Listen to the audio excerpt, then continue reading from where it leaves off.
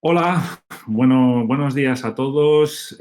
Mi nombre es Edor Tachave y la verdad que primero que todo quería agradecer a la organización por darnos esta posibilidad al Centro de Ciberseguridad Industrial de participar en este evento organizado tanto por Inmune como con HackerBears y trataros de acercar algunas cuestiones relativas a lo que es la ciberseguridad industrial.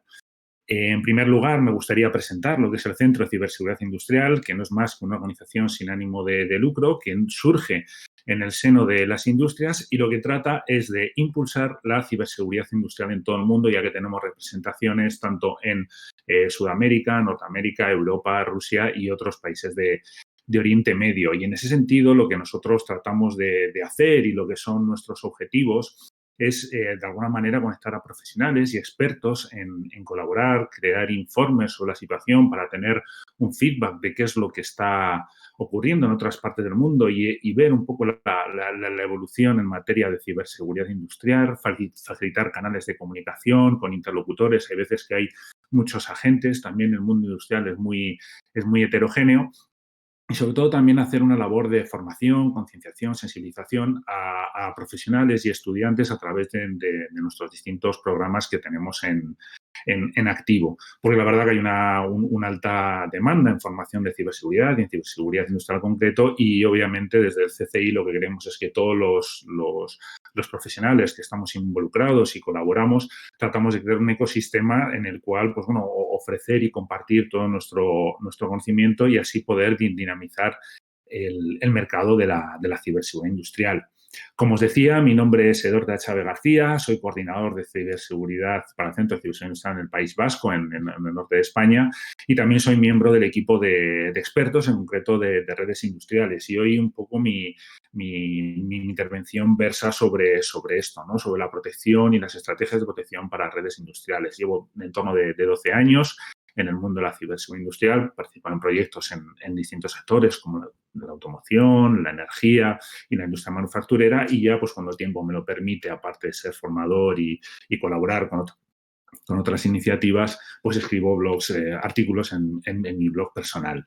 Y como os decía, hoy voy a acercaros un poco dentro del paradigma de la ciberseguridad industrial, aquello que tiene que ver con las estrategias de protección. De un tiempo a esta parte, cada vez estos entornos de maquinaria, de fábricas, de industria, comienzan a estar más conectados, porque la verdad que es una forma, es un medio para recoger datos y poder mejorar los sistemas de producción, optimizarlos también y reducción costes para las empresas.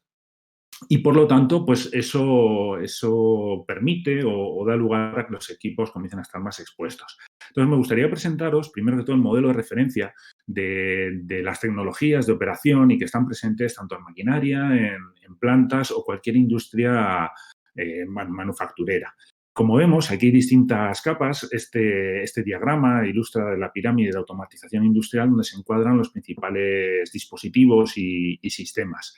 Como vemos, hay distintas redes. Nosotros nos vamos a focalizar hoy solamente las tres primeras, en la red de campo, en la red de control y en la de supervisión. ¿Pero qué son estas redes en realidad? Pues bien, en el nivel 0, en la red de campo, lo que tenemos son los sensores y los actuadores. Y vosotros os preguntaréis, ¿qué es un sensor? ¿Qué es un actuador? Pues bien, un sensor no es más que un dispositivo, un componente que es capaz de transformar una magnitud física en una señal eléctrica. Imaginaros, por ejemplo, un sensor de humos en un edificio, ¿de acuerdo? Entonces, ese sensor transmite una señal entre 0 y 24 voltios que va dirigida a un elemento de la red de control que os describiré ahora.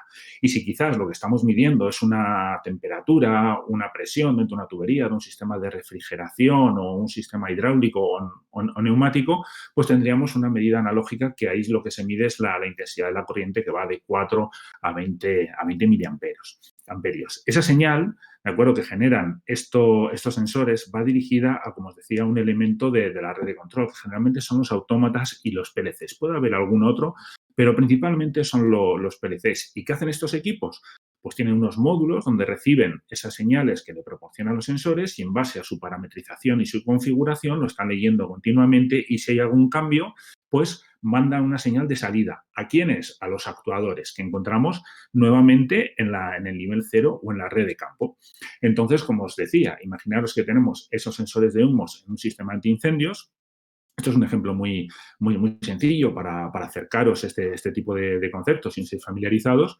Entonces, como decía, esos sensores de humos mandan esa señal al controlador, el controlador la está revisando continuamente y en el momento que un sensor deje de mandar esa señal, actúa y pone en marcha el sistema antiincendios. ¿Qué es lo que ocurre? Que eso también requiere de una supervisión, porque yo no me voy a conectar a ese PLC automata para ver si todos los sensores están adecuados, están mandando señal, o, por ejemplo, si es un sensor analógico, mandar los valores relativos a esa presión o esa temperatura.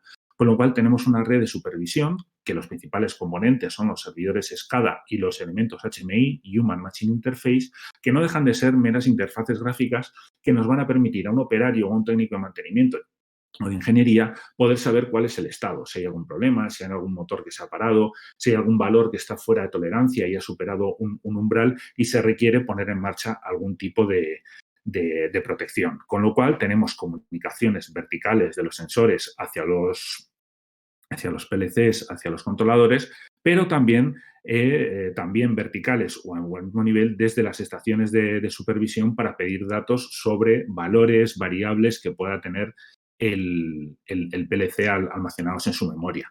Con lo cual, todos estos equipos comienzan a estar expuestos en la red y más aún cuando ya hay sensores que en lugar de transmitir esa señal eléctrica ya vienen con una interfaz de comunicación que permiten esos valores mandarlos por una trama, que puede ser Ethernet, y hacérselos llegar por alguno de los protocolos basados en tecnología Ethernet hacia un controlador. No necesariamente tienen que ser esos 2 o 3 hilos que forman parte de ese suministro eléctrico y poderlos llevar como os decía, esos PLCs. Y aquí tenéis algunos de ellos. Esto que tenemos aquí es un final de carro. Lo único que hace es que cuando hay un objeto o con cualquier cuerpo que golpea esta rueda, se cierra el circuito y el PLC, ese controlador, ya sabe que recibe una señal. Podemos tener fotocélulas, que no tienen que ser simplemente siempre elementos mecánicos, también podemos tener señales luminosas. Imaginaros que, por ejemplo, necesitamos saber cuántas botellas en una planta envasadora de vino, de cerveza o de agua mineral, de acuerdo, pues sale a la hora o al minuto. Pues cada vez que se rompe ese haz de luz, el controlador va contando y va sumando 1 y así cada minuto, cada hora podemos tener con exactitud lo que está sucediendo. Podemos tener sensores de temperatura o, por ejemplo, caudalímetros para saber los centímetros cúbicos o metros cúbicos que están pasando, como veis, en esta tubería en un sentido o en otro. Los controladores, bueno, los PLCs que hablábamos, ¿qué aspecto tienen? Pues aquí os he puesto un ejemplo de 3 de ellos. Este que vemos aquí, por ejemplo, es de un fabricante como Siemens y los controladores tienen una pequeña CPU que veis aquí, que tiene su microprocesador, su memoria y un módulo de comunicaciones dependiendo el tipo de modelo. Este modelo concreto es modular, es decir, aquí permite añadir módulos con distintas funcionalidades, ¿de acuerdo? Que pueden ser de señales digitales o analógicas, tanto de entrada como de salida, pero luego también aquí los tenemos simplemente compactos. Tenemos un número reducido y limitado de entradas que no podemos expandir. Entonces, los sensores podrían ir conectados aquí y los actuadores, las salidas en este otro. Bueno, estas son tecnologías de distintos fabricantes que no podemos encontrar. Y luego, más a la derecha, y quizás el aspecto de tener un disco duro, interfaces Ethernet, discos USB o su salida de DVI, pues también lo podemos encontrar basados en arquitectura PC, con lo cual también potencialmente son susceptibles a tener la misma vulnerabilidad del sistema operativo que puede tener otro elemento. Aquí el grado de automatización se consigue mediante software en lugar de hardware. Y luego, como actuadores, pues también podemos encontrar, por ejemplo, un cilindro neumático o hidráulico que llega el fluido o el aire por aquí, sale por este lado y de mientras hace mover este vástago dentro de su interior para desplazar alguna carga. También podemos encontrar, como no, la puesta en marcha de un motor o, por ejemplo, la apertura o cierre de alguna electroválvula. ¿De acuerdo? Y algo más importante que siempre pasa desapercibido en este mundo, y es que en castellano hablamos de seguridad, pero en el mundo de la industria, cuando hablamos con algún ingeniero de automatización, se separa mucho lo que es el security, que no deja de ser proteger a las máquinas de las personas, Y el safety, que es proteger a las personas de las máquinas. Es decir, cuando todo sistema de control de automatización está en funcionamiento, no debe suponer un riesgo o un peligro para los operarios, con lo cual también hay otros controladores con otras entradas, como pueden ser estas barreras infrarrojas o estos sensores de proximidad que se encargan que una persona no tenga o que no sufra ningún daño. Por ejemplo, podemos ver aquí 2 células robotizadas y aquí pues los elementos safety, que no deja de ser el mecanismo que detecta que si esa puerta se abre y da lugar a que pueda entrar una persona y que el robot le golpee, automáticamente se le mande la orden al robot de que pare para evitar justamente un daño. Y estos equipos también estas comunicaciones se pueden producir con protocolos basados en Ethernet, que son las redes a las que estamos acostumbrados. Pero, como os digo, no necesariamente tiene que ser así. También hay sistemas y comunicaciones serie a nivel local que no exponen los equipos, ¿sí? Con lo cual sí que me gustaría acercaros este concepto, esta idea, porque muchas veces pasa desapercibido y es más importante que los controladores que gobiernan las máquinas.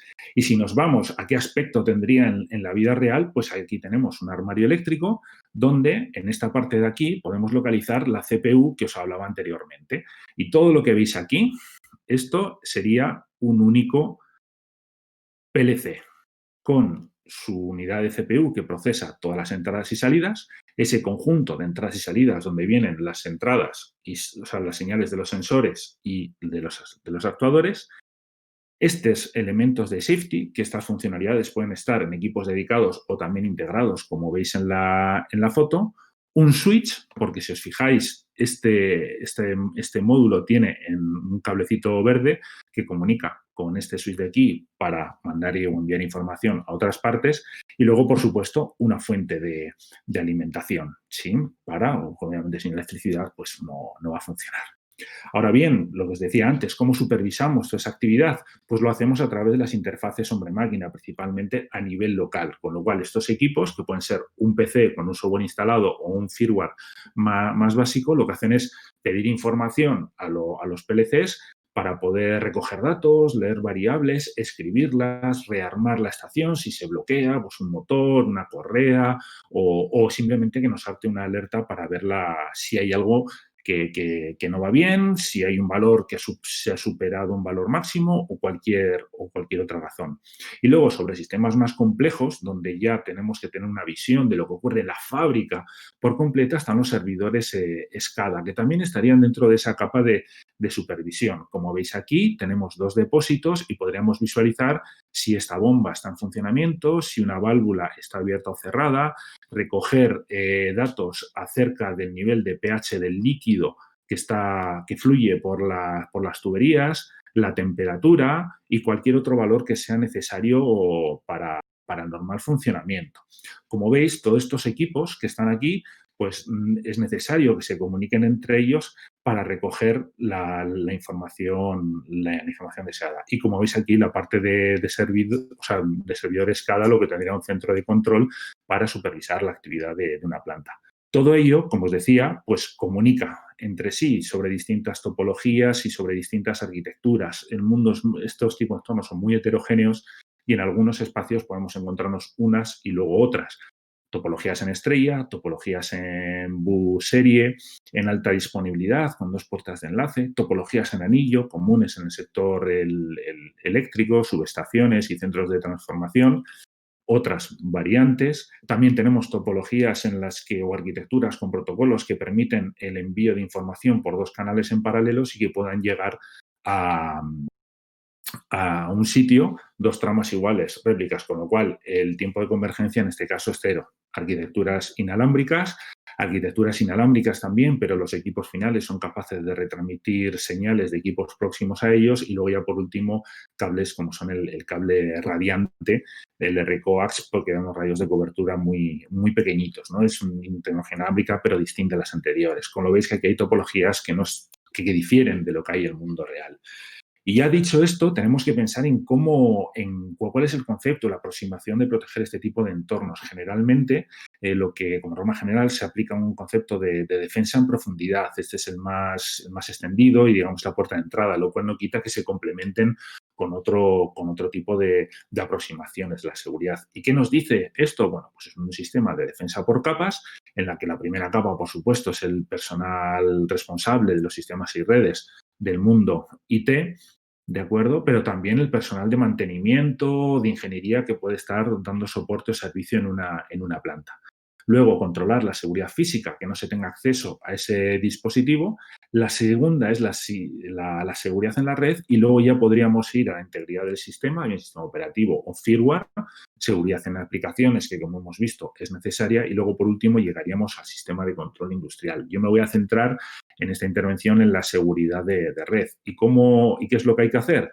Pues cada empresa lo que tiene son un entorno de oficinas donde estaría recursos humanos, donde podría estar la gerencia, contabilidad, y luego tenemos aquí una zona de la planta donde estaría toda nuestra maquinaria, los sistemas de producción, máquina herramienta, robots, depende de lo que haga esa empresa. ¿Y qué es lo que tenemos que hacer? Primero que todo, definir los perímetros. Por un lado, el entorno de oficinas, por otro lado, el entorno de OT. Y vosotros diréis, bueno, recursos humanos, va a tener interés en conectarse, o un intruso en conectarse a la red de campo. Bueno, igual no, pero sí que dentro de la operativa normal, personal de mantenimiento tiene que conectarse a esa unidad de CPU, a ese PLC, para ver cómo está el estado sin tener que desplazarse in situ, porque igual estos equipos pueden estar geográficamente dispersos. Con lo cual, concepto de separación, definimos los dos entornos y restringimos los accesos. Y luego, el segundo concepto es el de segmentar, que ¿qué es lo que hacemos? Solamente la zona de planta le dividimos en zonas más pequeñas, de tal manera que si algo se produce en alguna de ellas, no se propaga al resto. Una zona podría ser un conjunto de maquinaria, una parte de una instalación o infraestructura más compleja, y luego también es importante definir que esos servidores que prestan servicios, servidores SCADA, servidores de producción, recogida de datos, controles de calidad, que estén en una DMZ industrial, en un segmento aparte, para también controlar el acceso. De esta manera reducimos el grado de exposición y, por otro lado, impedimos que un incidente de seguridad se pueda propagar en la red, y de esa manera pues podamos recuperar la actividad lo antes posible. No quiero profundizar más en esto, sino invitaros a que os podáis descargar. Es un documento gratuito donde toda esta serie de conceptos profundiza más, y lo hemos publicado desde el CCI. Como os digo, solamente os tenéis que registrar en la página, descargarlo, y aprenderéis más sobre este tipo de ideas y de estrategias en materia de segmentación y cómo cumple con una norma de referencia. Otro de los aspectos para equipos más críticos es poner cortafuegos adicionales para proteger equipos muy concretos que están fuera de soporte, que no se les puede, digamos, tocar porque son equipos muy viejos. Para que os hagáis una idea, yo en mi trabajo me llego a encontrar Windows 98, NTs, y aquello está funcionando desde hace 20 o 25 años sin ningún tipo de problemas. Con lo cual, en equipos críticos, importante poner protecciones adicionales, y si son equipos con capacidades de Next Generation Firewall, que es lo que se recomienda. De ahí podéis ver distintos tipos de iconos, ¿de acuerdo? Para inspeccionar tráfico en busca de código malicioso, sistemas de detección de intrusiones o control de aplicación, el Deep Packet Inspection, que se puede hacer sobre protocolos industriales, y que veremos en unos minutos un ejemplo de ello. Entonces, para equipos más críticos, protección adicional dentro de cada zona, poner cortafuegos adicionales y así restringir el tráfico. Y otra de las cosas que también sucede en este tipo de entornos, y los perímetros cada mes están más difusos, es el entorno cloud. Uno de los aspectos muy importantes y usos que se le da es la recogida de datos de los distintos elementos de red. Es decir, yo puedo hacer consultas, pero en lugar de almacenarnos en un servidor en local, lo puedo enviar a una plataforma en la nube, bien de forma nativa, bien por el uso de una serie de pasarelas, ¿de acuerdo? Y luego también de forma nativa, ya no tanto los equipos de sistemas de control y automatización, sino, por ejemplo, PCs. Yo eso lo mando a mi plataforma en la nube, y hay fabricantes que ofrecen este tipo de servicios, y de ahí poder interactuar con otros servidores que yo pueda tener. Es decir, si yo tengo servidores en la nube, de servidores MES, que regulan la producción, los controles de calidad, poder asociar esa recogida de datos, por ejemplo, que yo hago sobre el consumo eléctrico, sobre el número de piezas desechadas, o cualquier otro motivo, y correlarlo, y así poder ajustar y decir, pues yo tengo un producto que me consume mucha energía, poderlo fabricarlo en otra hora donde el precio de energía es más barato. Pero sí, también tenemos que controlar los accesos a este tipo de plataformas, porque al fin y al cabo los operadores nos garantizan la disponibilidad de la plataforma, pero nosotros tenemos que ser los encargados de regular cómo, qué y de qué manera se accede a ellos, bien de un cifrado extremo o a través de algún elemento intermedio. Como veis aquí, las vulnerabilidades no solamente afectan al software que estamos acostumbrados, bien ofimática, bien navegadores.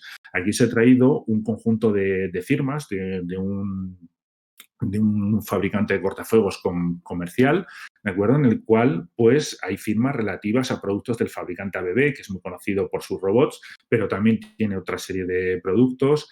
También equipos del fabricante Allen Bradley, ¿vale? Microlegging 1400, también controladores numéricos de máquina herramientas, servidores SCADA para cross-site scripting, vulnerabilidades relativas al bypasseo de autenticación, muestra de credenciales, ¿de acuerdo?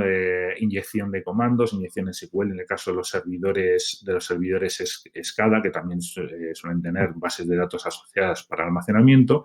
Y luego también, como os digo, el hacer el Deep Packet Inspection, el control de aplicación. No solamente quedarnos a nivel de capa 4, supervisar IP de origen, destino y puerto, sino saber qué consigna, qué instrucción, qué comando se envía, que al fin y al cabo va a llegar al equipo final y lo va a ejecutar, porque la gran mayoría no tiene la capacidad de identificar al equipo que lo envía y a partir de ahí denegar o no la ejecución. Lo que le llega lo ejecuta y ya está. Y aquí tenéis algún ejemplo sobre el protocolo Modbus, en la que se hace una lectura o escritura de distintos valores, identificar otro protocolo industrial, Ethernet IP, que es un estándar, pero también podemos tener protocolo FINS del fabricante Omron, que es como puede ser Siemens, pero es otro fabricante. También peticiones de lectura de variables a través del protocolo OPC-UA o simplemente esta última que vemos aquí, mandar la consigna de que un PLC se pare. ¿De acuerdo? Yo mandaría o sería capaz de mandar esta consigna por la red y si llega el equipo a un PLC de la gama, por ejemplo, de Siemens S7300 o 400, lo podría llegar a parar.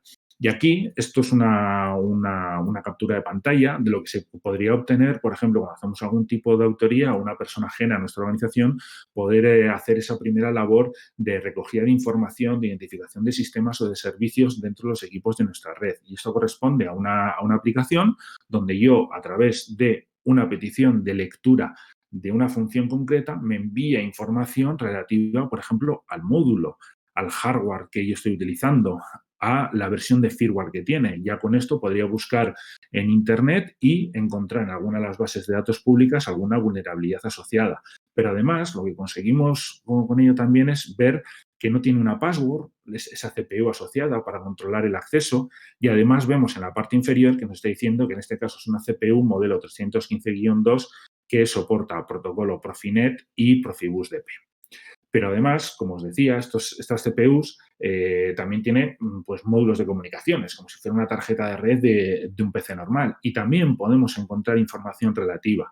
Y estos PLCs, si tienen acceso a 2 segmentos de red o más, pues también nosotros podemos alcanzar por una de ellas, pero sin embargo obtener información de las restantes, con lo cual fijaros que nosotros conseguimos información a través de estos protocolos industriales y obtenemos información del módulo, del hardware, de la versión de firmware y de otros segmentos a los que pueda tener acceso ese equipo, con lo cual ya nos hacemos una imagen de cómo está la red dispuesta de forma remota. Veis que se puede acceder a mucha información. ¿Y cuál es nuestro propósito? Pues justamente a través de esa estrategia de defensa de las redes industriales, de esos cortafuegos y de definición de una arquitectura, pues bueno, acorde a unos criterios de separación y segmentación, poder evitar estos accesos. Y aquí, por ejemplo, tenéis en un cortafuegos también comercial como esta petición que yo he generado o que yo he llevado a cabo por esta software, pues consigo tener registros y a partir de aquí, con una regla concreta,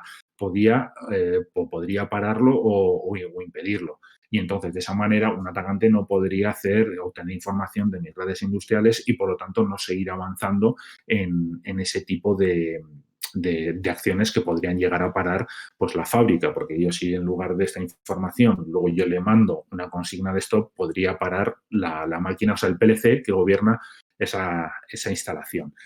Una vez que ya tengo estos logs, ya vendría una integración con todo tipo de sistemas SIEM para poder correlar eventos, pero fijaros la importancia que tiene tener una buena arquitectura de seguridad, un buen dimensionamiento, y esta, como digo, es la primera medida que deben de llevar a cabo todas las empresas que lleven a cabo una actividad industrial, ¿sí? Para dentro de su negocio, sector manufacturero, energía o cualquier otra necesidad. Fijaros que con software libre, también con Nmap, podemos hacer algún tipo de escaneo y obtener información. Mucho cuidado porque estos equipos son muy sencillos, también presentan vulnerabilidades en los módulos de comunicaciones y con algún paquete mal formado para tratar de identificar algún tipo de vulnerabilidad podemos llegar a colapsarlo y a parar ese módulo de comunicaciones, y la verdad que los daños que podríamos ocasionar pues podrían ser muy importantes. Hay que tener mucho cuidado con ello. No es recomendable hacer este tipo de tareas de igual modo en entornos IT. Todo se tiene que hacer de una manera mucho más controlada porque el impacto puede ser impredecible, la verdad. Estamos hablando de equipamiento que puede tener 15, 20 o 25 años y por lo tanto no tienen los mismos recursos hardware. Y esto es un poco de lo que quería hablar, acercaros todo aquello que tenga que ver con la ciberseguridad industrial, en concreto en materia de comunicaciones, que es de alguna manera mi especialización, y de alguna manera, pues en nombre del CCI, agradecer a los organizadores, al resto de ponentes y profesionales que están detrás de esta iniciativa. Agradeceros, como digo, enormemente a ellos, a vosotros por vuestro tiempo. Espero que os haya gustado y, por supuesto, bueno, desearos que dentro de estas circunstancias anómalas que nos encontramos desde el punto de vista sanitario, os encontréis bien, que os cuidéis mucho y, sobre todo, que si tenéis algún tipo de interés, tenéis a CCI en aquello que os podamos ayudar, os podéis registrar gratuitamente, recibir boletines, acceder a cierta documentación gratuita para poder aprender un poquitito más de este tipo de entornos que son tan heterogéneos, tan particulares y, sobre todo, pues bueno, encontrar quizás en esta otra variante de la ciberseguridad algo que os pueda llamar y, bueno, y quién sabe si nos podemos encontrar en un futuro. Así que muchísimas gracias nuevamente por vuestro tiempo.